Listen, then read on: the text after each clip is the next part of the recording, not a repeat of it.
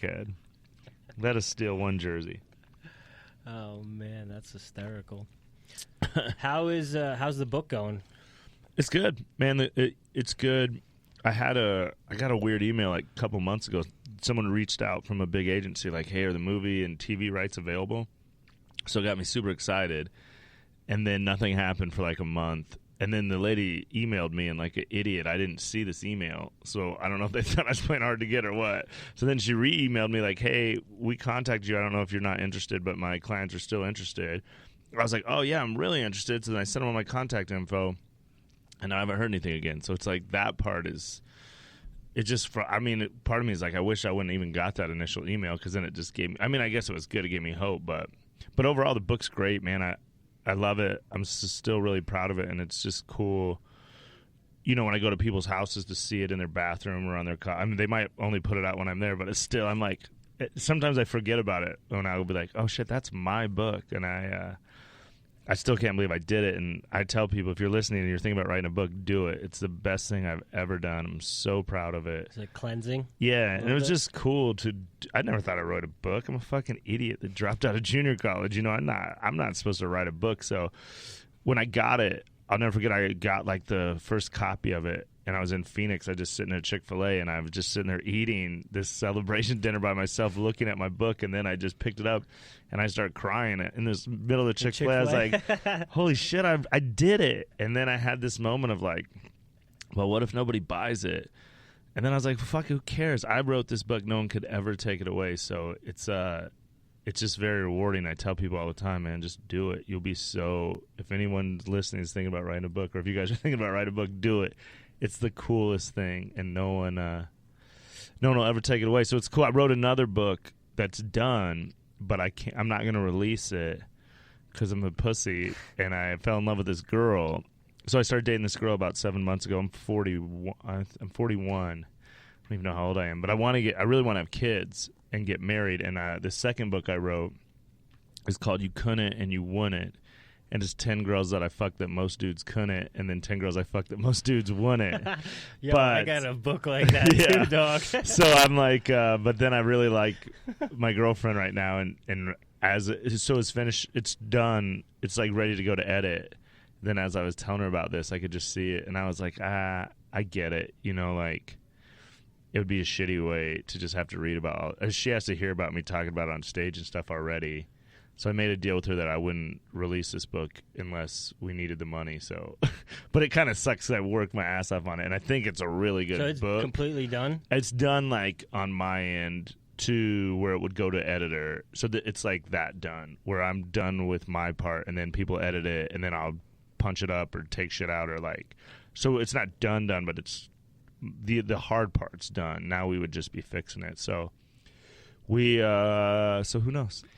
Do you have that internal debate constantly? Like, I have this book that's finished, or is it like... I mean, if, like, she broke up with me, I'd release it, like, the next day. First of all, I just think it would be really successful because that Tucker Max dude wrote a book, and he got super famous. Like, I Hope They Serve Beer in Hell. And I've read it. People would always be like, I've heard your stories. You're like this dude. So then I read it.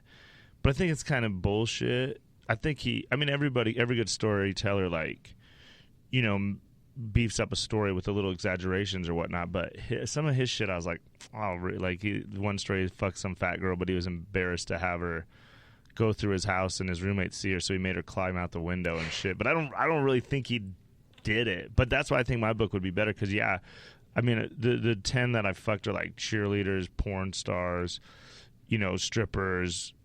But then the 10s I didn't are just like awful, gross, like drug addicts, you know, hookers, grandmas, you know, crazy shit. So I think my book would be more real because it's you couldn't. Some of those stories are unbelievable, but then you realize I'm also a real dude that like, oh, he just did some grimy ass shit too. I just fucked everything, and I would put it in a book. So. It sucks to not be able to put it out, kind of, but well, I don't know. It's just, at this point, I just don't want to. I would rather get married, have a kid instead of a book. So right on, trying to grow up, Trying to grow up. I'm not quite there yet. I'm 43, but that's all right. Now, when it comes to the books and the idea of writing, he's sucking that down. Oh, it's great. No, It's so funny. Little Dostoevsky in there for you. I loved it when you came in and you set it down. I was like, God, I wish I could get one of those. And then, so when you gave it to, no one's ever gave me a gift. So this is already my favorite podcast. Yes. So with the idea of writing a book, did that come from doing the Crab Feast and everyone telling you? No, you know what happened is I was doing Brad Garrett's comedy club in Vegas. The dude from Everybody Loves Raymond, the big tall dude, and everybody had been telling him about my stories, like the sound guy and the manager of the room, who's his godson, and so everyone was always like, you got to hear Brandt's stories. And then, but Brad's so busy, like famous people, even when I'd start to tell him something, someone would come in, want a picture, autograph or something, and it was his room. But then on the last night of this week, and I was going to go home, I just moved into a new place in L.A., and I had no money, and this girl, the feature, Sarah Tiano, who I had like a crush on, was this hot, funny comedian, and she was driving back to L.A., and I wanted to just like ride with her for like 6 hours and shoot my shot, but for some reason... But where I was moving to was pretty shitty, and when you do Brad Garrett's Comedy Club in MGM, they put you in this beautiful suite. So part of me was like, I'll just stay in the suite and then ride the Asian bus the next day for like $20, $25. That's how I'd get back and forth to L.A. because I was just broke comedian. So I was like, fuck it, I'll just ride that bus, whatever. But then after the show, Brad's like just sitting there, and it's just me and his sound guy and his godson, and he goes, all right, you guys want to go out? And he doesn't usually do that, And we're like, yeah, all right. He goes, all right, come on. And we went out. We went to this bar in the middle of the MGM, and we sat down at this table. And we ordered drinks. He doesn't drink, and he ordered us drinks. And he's like, "All right, man, I heard you got stories. Let's hear them." And I was like, "All right, here we go." So I told him stories for like an hour, which was crazy because, he's a pretty big celebrity, and he's just big. Yeah. But he was sitting across from me, just listening to these stories, and I think people could tell how much he was listening, so they didn't interrupt us and bother him. So to me it was surreal because I'm like, he's fucking hanging on every word of these stories. So I tell stories for like an hour, and then he just fucking just reminds us that he's the man, even though this has been about me. I'll never forget, he calls the waitress over, and we're just all drinking Coors Lights. He's drinking like just a fruit drink with no alcohol. He's like, hey, you guys ever have the Louis XIII shot? And we're like, no. And he asked the waitress, he's like, hey, how much are those shots? The waitress is like $317 a shot. And Brad goes, holy shit, $317 a shot? And she's like, yeah, sorry, Brad, I can't really do anything. And he's like, all right, give me 3 of them. So he gives us, so we get these fucking shots. And like, I almost spill mine, which would have been like $170 spill. His shit was awful. I'm drinking Coors Light. I don't have that what taste. Is it? It's like some fancy, I don't even know if it was scotch or bourbon, but I just drink shit. So then he goes, all right, and then I tell him stories for like another hour, and then I went to the bathroom. They must have told him I was going to ride the Asian bus home. So then we stand up and say our goodbyes, and he's like, hey, this is what you have is definitely like a movie. I'd love to help you. I don't know if I can, but I'm not promising anything, but I'll help you if I can. What I need you to do is go home and write 30 pages of stories, and whenever you're done, bring them back to me. And I was like, all right. And then he just had $200 in his hand, and he shakes my hand, and he's like, you don't ever fucking ride the bus. When you work for me, get a plane ticket. And I was like, oh, all right, thanks, Bad. But then, of course, I still rode the bus because I needed that money.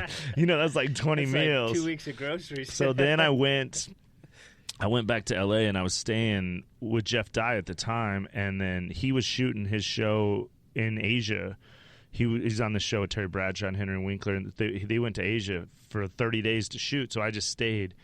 For 30 days, I didn't drink or anything. I just stayed at his house, and I worked on these stories. And the craziest thing that happened was, on like the 30th day, I got this shit done. And at the time, I had like a Fitbit. I was trying to get my steps, So I was like, let me go walk around. I got to get 10,000 steps. And as I'm walking around, it's like about 11 o'clock at night. My best friend works at a sushi place in Vegas, and he texted me. He goes, yo, guess who's here? Brad Garrett's eating dinner. And I was like, holy shit. Because Brad done so much nice stuff for me. And when you're rich and famous, you can't really do if he wants it, he already bought it. You can't do anything. So I said, hey, man, let me pick up his tab. How much is his tab? And he goes, all right. We're texting back and forth. He's like, all right, it's at like $125. I was like, all right, well, try to keep it right there. Try not to serve him anything else because, I don't have much money, but please, at the time I had like $500 in my account. I was like, hey, but I want to pay for his dinner, but try to cut him off, So luckily Brad stopped eating and his fiance, and then my best friend got to come out and be like, hey, Mr. Garrett, Mr. Tobler just picked up your dinner as a thank you. And he said, Brad was like, what the fuck? Why would he do that? He doesn't have any money. and then Brad sent me this nice text like, who the fuck you think you are, Steve Wynn? And he's like, that was very nice of you. And then, so then I went back and I took the 30 pages to him. And he on was the bus? Yeah. So I had to take the bus back. And then he was cool. He's like, all right, I'll see what I could do. And then he read them over and gave me some notes. And then I think he's just too busy. He's such a gracious, nice dude, and he wants to help, but he just has his own shit, and he tries to help everybody. So then he's like, you know what you need to do is write a script or write a book. But I don't know how to write a script. I'm a fucking idiot. And I was like, I'll just write a book, not knowing how hard it would be. So then I just started writing a book, and then 2 years later, I fucking had a book. It was crazy. And then I was like, holy shit, I did it, So it all stemmed from him. It's like I would have never wrote that book. He was the one that did it, which is still like crazy to me. Like when he texts me and shit, I'm still like, this is Brad Garrett. I'm a kid from Wyoming. I never thought I'd have famous friends and shit. So the whole thing, I was so lucky to meet him and get to work with him. And he's done that a couple times. One time I was doing shows. I was hosting the show, and he walks in and he's like, because he always walks in right before the show starts, and he walks in, he sees me on the couch. He goes, all right, I'm going to go up. I'm going to bring Jason Alexander from Seinfeld will be here in a minute. I'm going to bring him up, then I'm going to bring you up, all right? Is that all right? He says to me, and I'm like, yeah, what am I going to say, no? So Brad Garrett goes out there, and he's crushing. It's his comedy club. Everybody knows him. And at one point, Brad's like, I used to be on the most famous TV show in America, and the crowd cheers. Right then, Jason Alexander busts through the curtain. He's like, you used to be on the biggest TV show? I think I was. The crowd goes fucking crazy. They banter back and forth for like 20 minutes. And then Brad's like, you want to keep the show going? Jason's like, yeah, let's do it. Because let me bring up our next comic. They fucking bring me out. That crowd's just like, what the fuck? And it was before Cosby got in trouble. So my first line was like, who the fuck you think was coming out, Bill Cosby or something? And then I ate shit for like 10 minutes. And then I went back in the green room. And, of course, there's a bunch of people in there. So I just tried to stay out of the way. And I was sitting to the side. And that's the first time Brad did it. He came over, gave me the $100 handshake. He said, good job, kid, man. Go get yourself a good meal tonight. And I was like, that's like fucking 10 meals, actually. But thank you, Brad. So he just does shit like that. It's just like, he is so crazy. And he lives there full time? No, he lives like in Malibu and fucking. So he just comes. He has a place there, but since it's his club in the MGM, he comes a lot. So he's the coolest. So start to finish, before you pass off to an editor or anything like that, you wrote everything solo? So I wrote it all, and then I had no money, so I had to call in favors from like all my teacher friends. So luckily. And at the time, I didn't know how valuable it was. I gave my book to like 3 women teachers, and to get a woman's perspective on stuff was really helpful because I'm a fucking stupid macho man. And then some of the shit, they're like, it was really good to have a woman's point of view. Like, hey, you should change this, or you call this girl a whore like 3 times in a row, maybe just one. And I was like, oh yeah, okay. So then luckily I had, once again, it always leads back to Wyoming. I had the support of my friends. Like a lot of my friends, they never got to leave or they just chose not to. So they kind of lived their dreams through me. So they were all, I posted I need editors, and I had, a ton of people just in a hurry to help me. And my friend Jill Kimmel, who's Jimmy's little sister, just edited it for me. And I just had good friends. Then I had a friend here, Nikki Ward, who lives in Boulder, who's great, like book design. She did. So I just called in every favor to make it happen. And then that's why I think I was so emotional. Like, man, it wasn't just me, it was everybody in my life just helped. So it was like all of our books. So that part was like cool, but it is a long process. Yeah. And how was the process of doing the audio version of it? That was the hardest shit I've ever done, which is crazy because I was doing it. I recorded it in Phoenix, and these girls, I had a friend, my friend Lou, who she was a radio DJ, and she's like, I'll help you with it. So that night before, we were out drinking, and they're like, you should go home and rest. I was like, for what? I know how to fucking read. I wrote the shit. I could read my own book, And then I went, and it was so hard because I couldn't. I'd fuck up. I'd call myself like Tramp Bobler and just dumb shit. So you just have to read, edit. So it took me 2 days, 2 9-hour sessions, and I got done both days at 8:30. And I drove home and I was asleep within like 20 minutes. I couldn't believe how much it took it out of me, which I never thought. But it was just really frustrating because like I said, I was like,